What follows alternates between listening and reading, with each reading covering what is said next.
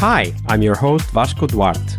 Welcome to the Scrum Master Toolbox podcast, where we share tips and tricks from Scrum Masters around the world. Every day, we bring you inspiring answers to important questions that all Scrum Masters face day after day. Hello, everybody. Welcome to one more week of the Scrum Master Toolbox podcast. And this week, joining us from the US is Isshai Kamara. Hey, Isshai. Welcome to the show. Thank you so much. I'm so excited to be here. Well, it's a pleasure to have you here. Of course, we'll explore all about your experience and journey as a Scrum Master and an Agile leader as well. Isshai is an Agilist and seasoned IT professional with more than 12 years of experience, starting as a Technologist, transitioned to project and engineering management, and accumulated 8 years in different Agile delivery roles and specialized in Scrum and Agile implementation.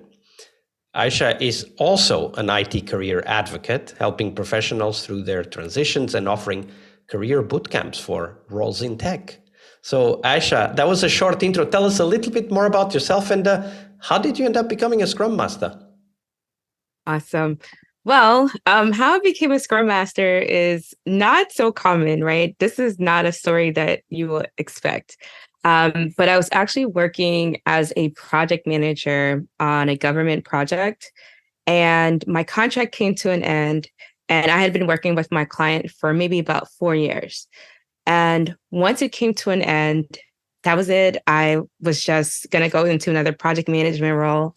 But I randomly got a phone call from another company that the government client was working closely with. And they said that they were looking for a Scrum Master because one of the Scrum Master's houses burnt down. It's unfortunate, right? But it was just crazy. I was like, okay. But they took me on.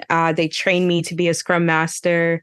And, I got to work alongside of that other Scrum Master as well. And that's how I became a Scrum Master. It's just a phone call. Absolutely. Almost, literally an accident brought you to the role, right?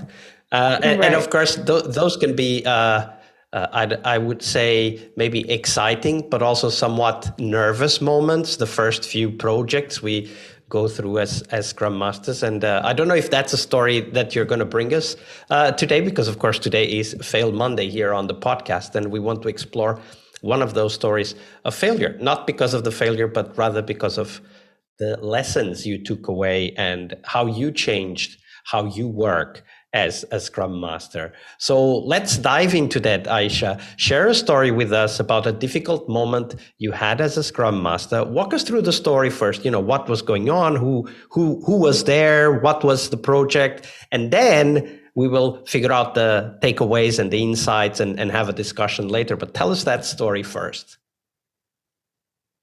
I would say the most difficult experience I had as a Scrum Master was when I worked for a Fintech company. It was an acquisition, and a lot of startup companies oftentimes have this culture of doing everything, not necessarily like splitting roles or anything of that sort. And so I came into this organization and they just were not for Agile. They did not want any Agile roles or anything of that sort. So it was a lot of contention coming into it. And so one thing that I did, was just be positive So tell me a little bit more about what did that look like in practice? So you come to the organization, I guess you come with a set of expectations, right? And you start having the first conversations. And how did you understand that they were actually maybe just not ready for Agile and were resisting it? Like what was the type of conversations you had with them at that time? So in my interviews, I realized that, they actually said it. The engineering manager said, we're not fond of Scrum. We don't want Scrum Masters. They said it in the interview. And I was just like, wow. And it's more so like the parent company was kind of making them have the transition. And so what I just told them is that, what I'll do, I'll try my best to show you all, how, we can improve certain processes, and implement Agile to help, make things better. And so I just came into it with a positive approach. Throughout the time there, things did begin to get better. They did get to see the value as well.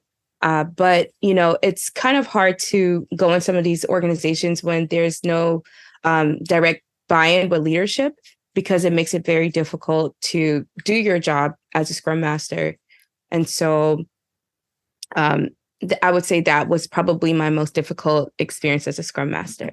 So if you had to go back and do the same, right? Like you already said that you went in with a positive attitude. Of course, that's great, but we need to translate this into something that we can take away, and maybe someone who is right now in that position that you were at that time can also benefit from. So if you had to go back and start that journey, that story all over again, what would you do differently today, Isshai?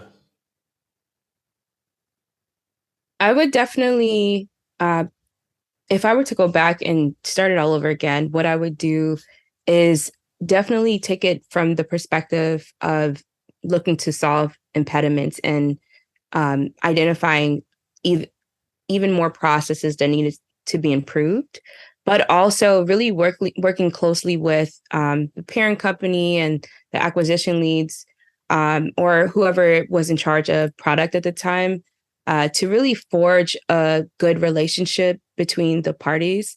I think in having that would have been, it would have made the job a lot easier. And also the Agile transformation, much better as well. Like having that relationship there that shows that, we're all in this together, we're merging cultures. I definitely think implementing some change management would have helped as well. So one of the things that comes to mind is that wherever we go as Scrum Masters, there's already a need, right? Whatever that need is. The team has a need, the organization has a need, and it is incumbent upon us to figure out what that is. Once we know that, we can help them out, right? Like we can, for example, you said maybe start from the solving impediments with them and start from that perspective. And I was just thinking that when we go into a team, even those that are quote unquote pro-agile, even those teams, they have their own goals. And when we go in and we kind of replace their goals with our goals, then of course there's going to be conflict, and that's inevitable. So I was thinking that one way in which we can kind of generalize what you said about finding the impediments that we can work on together would be finding a goal that you can work on together. That could be solving certain impediments, and that's usually a very good place to start. And then also think about what are other things and observe and listen to the team and find out, okay, so what else can we find out that we can work on together, right? Absolutely. I definitely agree with that. I think kind of taking the approach of coming in as a solutionist and to really showing the team that you're there to help. I think it helps to lower, it helps to lower how sometimes people can feel in terms of being in a contentious environment.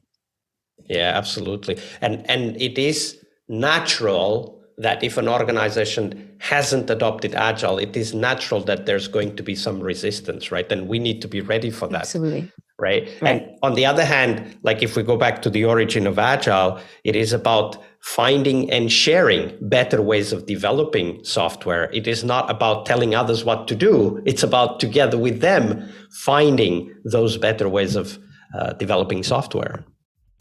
Exactly. It's a great story. Thank you for sharing that, Isshai. Monday is about what we learn from our obstacles and our failures. But tomorrow is Team Tuesday here on the Scrum Master Toolbox podcast. We explore teams and their journeys, the habits they develop that threaten their performance, how each of our guests help their teams evolve, and the one key lesson they learned from that experience. We really hope you liked our show. And if you did, why not rate this podcast on Stitcher or iTunes?